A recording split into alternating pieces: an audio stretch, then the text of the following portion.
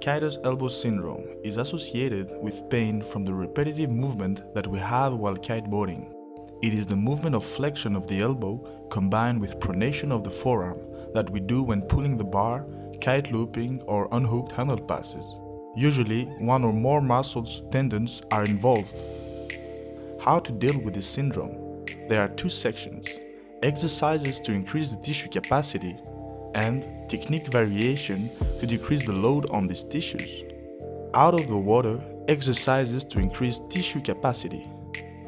Train with an elastic band plyometric pronation with flexion of the elbow and fast repetitive movements in order to increase the tissue capacity gradually, without pain. Train with load the pronation and flexion movement pattern with a slow execution.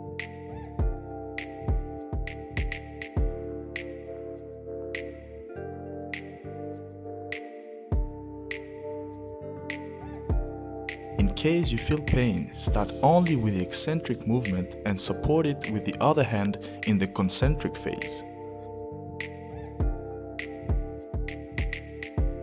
You can add isometric contraction with pronation at different angles of flexion of the elbow, 70, 90 or 110 degrees.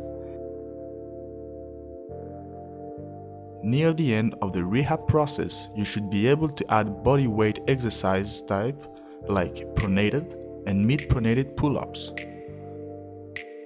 On the water, technique variation.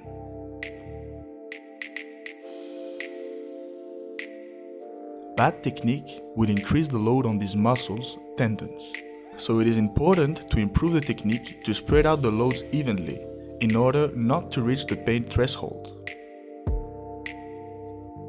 Using an elastic band or a pulley that is attached at head height, maintain pronation and extend the shoulder.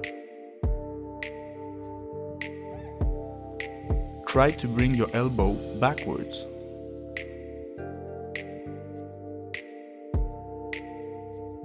We want less elbow flexion and more shoulder extension.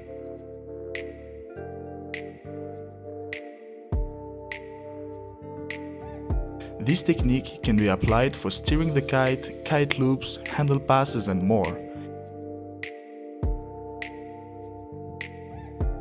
Give it a try on your next ride.